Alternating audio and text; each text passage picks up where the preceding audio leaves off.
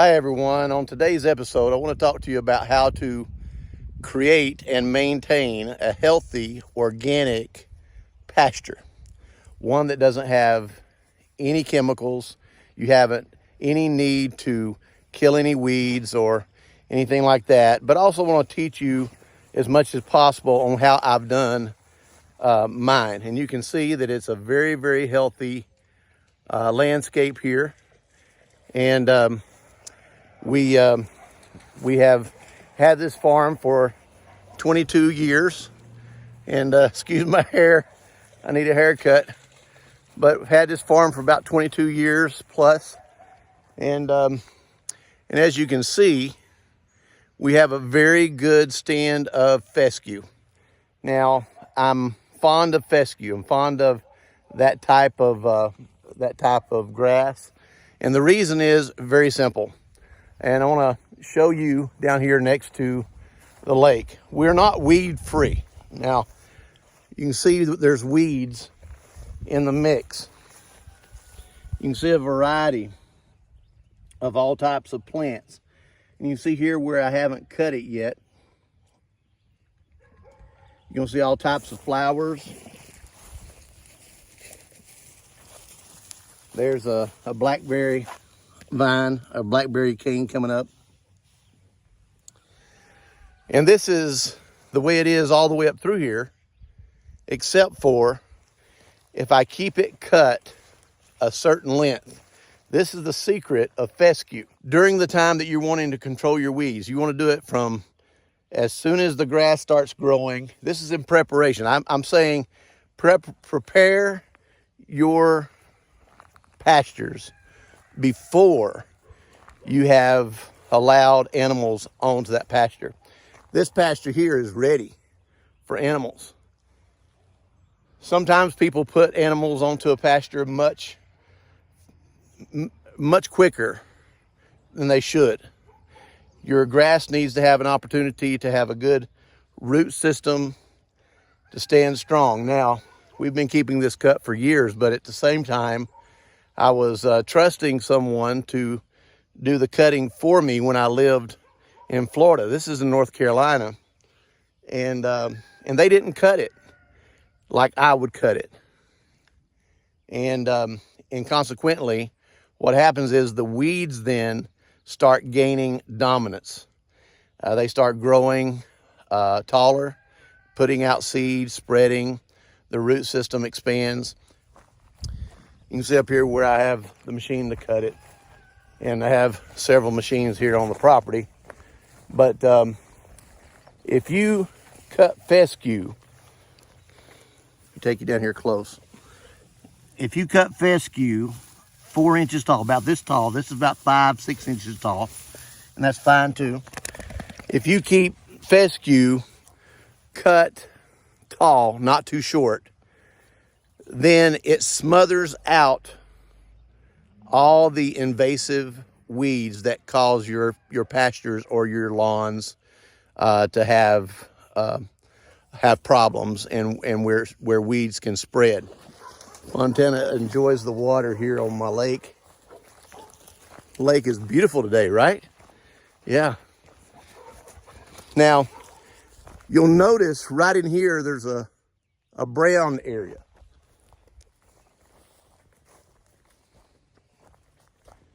Let me show you closer here. The fescue is not as prominent up through here as it should be in this one area. It's starting to gain dominance, but it's taking a couple of years to get back to where it needed to be. Now, the reason for that was because when it wasn't cut like it needed to be cut, there was some rye that got mixed in with it and some other weeds, and that became dominant, and it smothered out the fescue. Fescue's magic number is keep that grass somewhere between 4 and 7, 8 inches. And then when it gets up to 5 or 6 or 7, 8 inches, then start cranking the lawnmower up and giving it a good haircut. If you don't, your other weeds are going to start dominating. have an area right here. It's not as brown, it's green, but this area up through here is enveloped with a lot of weeds. And as you can see, the weeds took over.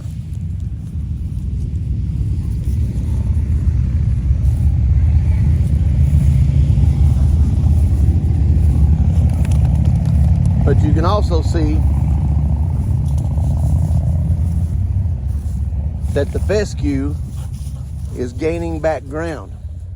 Now, these weeds are not an issue. Another thing that you need to watch out for when you're maintaining your pasture or your lawn, especially if you have a hilly area. Gophers, groundhogs, they love to build their tunnels into a slope. This is a slope, as you can tell. This is a slope. Beautiful slope, but it's a slope. And because of that, here's a groundhog hole. Now, when a groundhog digs his hole, this is an active hole. It doesn't look like it, but it is.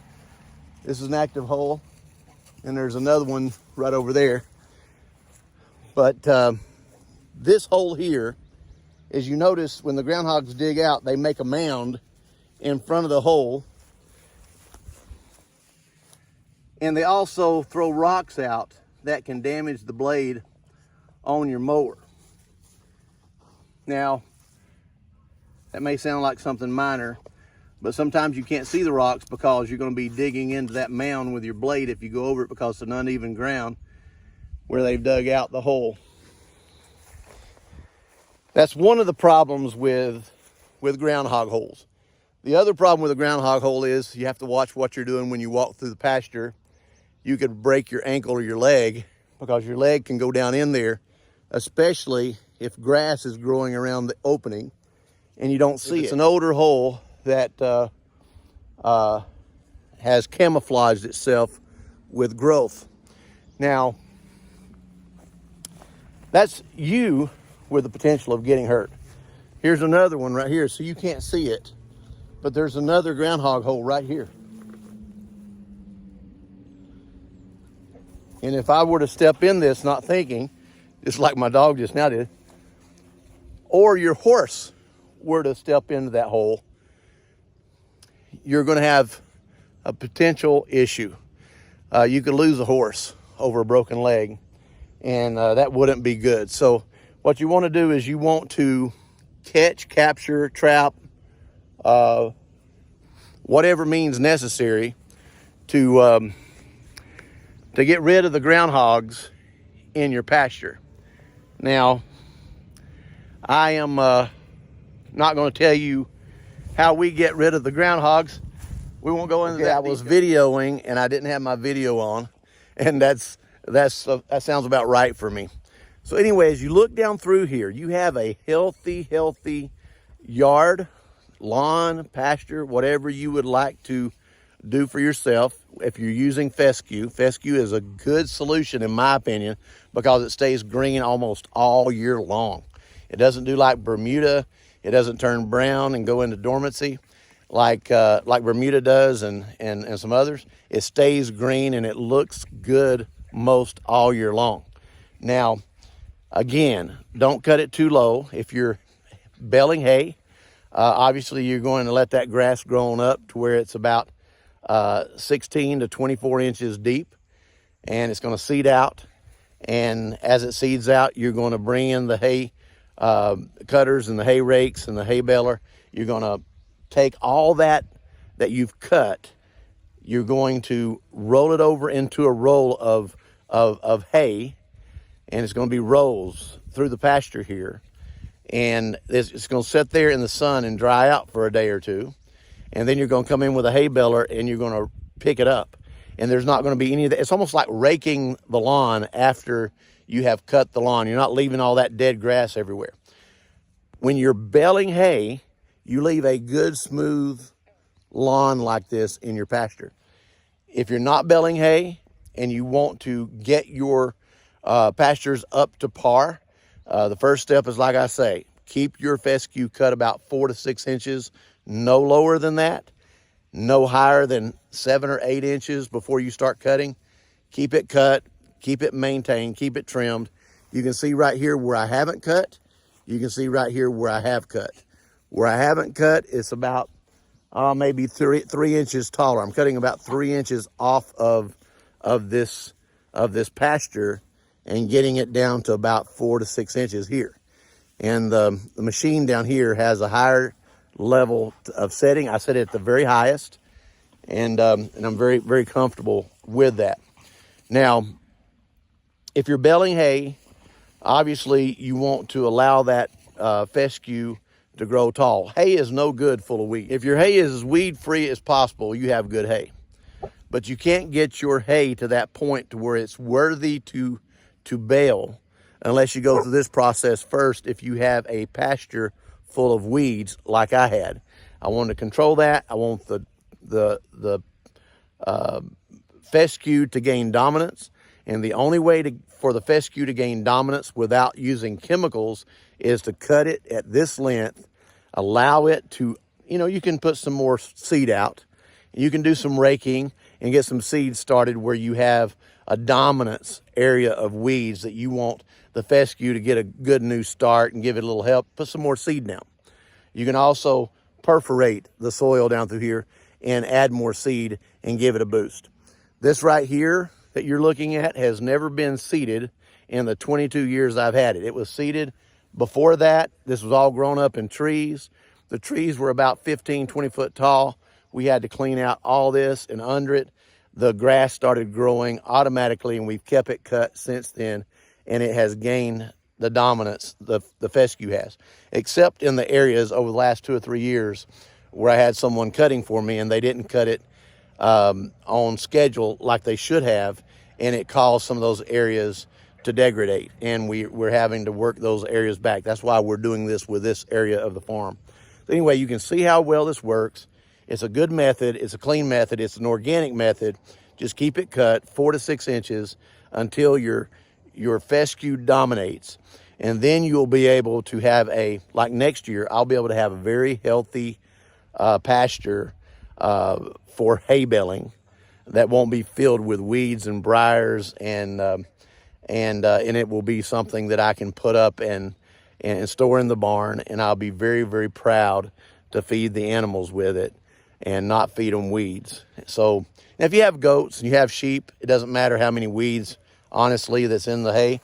So if you have a pasture that you're haying, that you're harvesting hay from, and you can't keep it cut like you need to, so you need to hay it. If you have sheep and you have goats, they'll love it. But if you have cattle, your cattle, they need good fescue hay, in my opinion. It has plenty of nutrients in it. It gives them what they need. Anyway, Fontana is having fun out here playing in this acres and acres and acres of grass. And I'm going to get back to it. God bless you. Hope this information has helped you to understand how to grow your pasture organically without chemicals and have plenty of good growth year after year. God bless.